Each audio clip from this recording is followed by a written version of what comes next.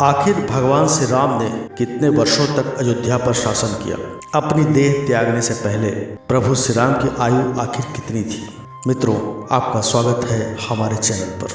Video में आगे बढ़ने से पहले हमारे चैनल को सब्सक्राइब अवश्य करें और बेल आइकन जरूर दबाएं।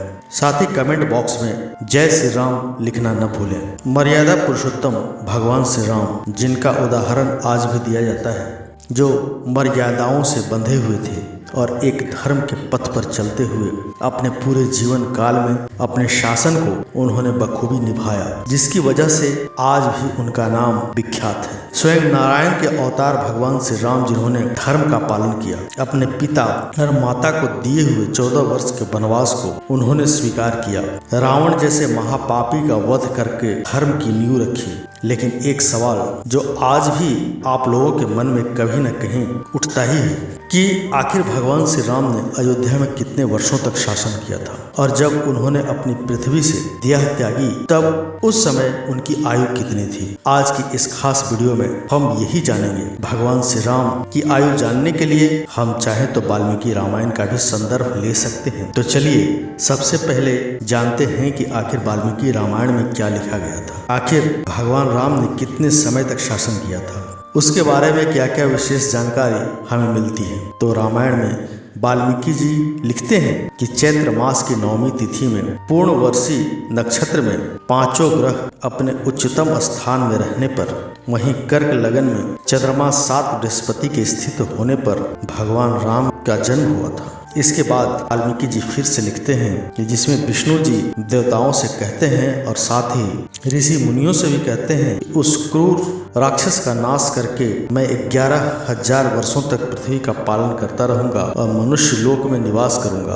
अर्थात स्वयं भगवान विष्णु ने कह दिया था कि भगवान राम के अवतार में वो 11,000 वर्षों तक पृथ्वी पर रहेंगे। जैसा कि हम सभी जानते हैं कि भगवान श्री राम का जन्म त्रेता युग के अंत में हुआ था, और इस अंत के युग को ही राम युग अवतार कहते हैं, क्योंकि त्रेता युग के अंत में ही स्वयं भगवान श्री राम ने जन्म लिया था। और इसीलिए त्रेता युग का वो अंतिम समय है जब 11,000 वर्ष तक भगवान श्री राम ने अपना देह त्यागा, तो उसके बाद द्वापर युग का शुरुआत हुआ। इसीलिए यह सटीक तौर पर कहा जा सकता है कि स्वयं भगवान श्री राम ने 11,000 वर्षों तक पृथ्वी पर स्वयं अयोध्या में शासन किया, और यही उनकी उम्र भी थी। लेकिन अब यह सवाल उठता है, आज यानी कलयुग से लेकर त्रेता युग के बीच में कितने वर्ष पहले श्री राम का जन्म हुआ था?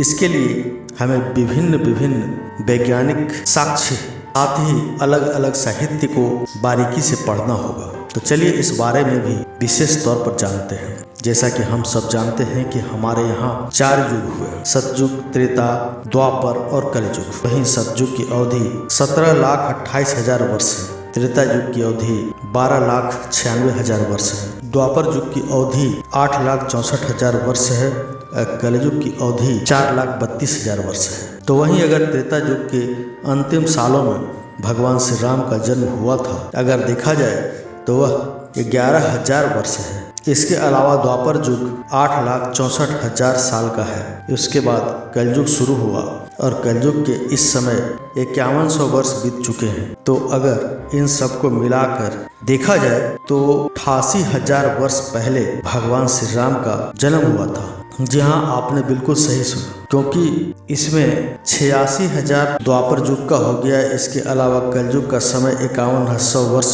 जो अभी तक बीत चुका है, और 11,000 स्वयं भगवान श्री राम की आयु को मिलाकर 8801 वर्ष पहले ही भगवान श्री राम का जन्म हुआ था। और यही सत्य है, क्योंकि यही हमारा सनातन धर्म, हमारे ग्रंथ, हमारे वेद कहते हैं। और इसी आकलन को अगर हम वैज्ञानिक दृष्टि से देखें तो इसके लिए भी हमें बारीकी से अध्ययन करना होगा। एक खास तौर पर वैज्ञानिक हैं डॉक्टर पद्माकर विष्णु, जो कि एक बहुत बड़े शोधकर्ता हैं। उन्होंने स्वयं भगवान श्री राम के जन्म के संभव होने के कई सारे क्रियाकलापों पर अध्ययन किया। उन्होंने जाना कि रामायण में एक स्थल है जो कि है विंध्याचल पर्वत, जिसकी ऊंचाई बिल्कुल हिमालय से सटीक मेल खाती है। अब उन्होंने इसके बारे में अध्ययन किया। उन्होंने जाना कि विंध्याचल की ऊंचाई इस समय 2467 फीट है, और वर्तमान समय में हिमालय की ऊंचाई 2929 फीट है। अब उनको यह ज्ञात हुआ कि विंध्याचल की ऊंचाई बढ़ती नहीं है, जबकि वैज्ञानिकों की मान्यताओं के अनुसार हिमालय की ऊंचाई तो लगातार बढ़ती रहती है, वो भी 100 वर्षों में 3 फीट। अब इस हिसाब से उन्होंने ये भी सटीक और तौर पर एक पैमाना निकाला कि एक समय पर विंध्याचल और हिमालय की ऊंचाई बराबर थी।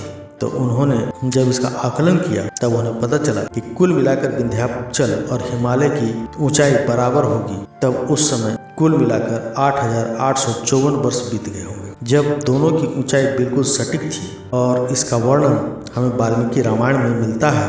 तो अगर उन वैज्ञानिकों की शोध को अगर माना जाए तो यह बिल्कुल सटीक मेल खाता है, यानी कि 8,80,100 वर्ष पहले भगवान श्री राम का जन्म हुआ था और उन्होंने 11,000 वर्षों तक अयोध्या में शासन किया था और यही उनकी आयु भी थी। तो अगर आपसे कोई पूछे कि आखिर भगवान श्री राम की आयु कितनी थी जब उन्होंने अपना देह त्यागा, 11,000 अवश्य बताइएगा। वहीं अगर आज कलयुग के हिसाब से कोई उनकी आयु पूछे तो उन्हें बताइएगा कि 8,81,000 वर्ष पहले भगवान श्री राम का जन्म हुआ था। और इसी के साथ कमेंट बॉक्स में जय श्री राम अवश्य लिखिएगा। अगर आपको वीडियो अच्छी लगे तो लाइक कीजिए, हमारे चैनल को सब्सक्राइब कीजिए और ज़्यादा से ज़्यादा शेयर कीजिए। तो मिलेंगे अगली बार एक नई वीडियो के साथ। धन्यवाद।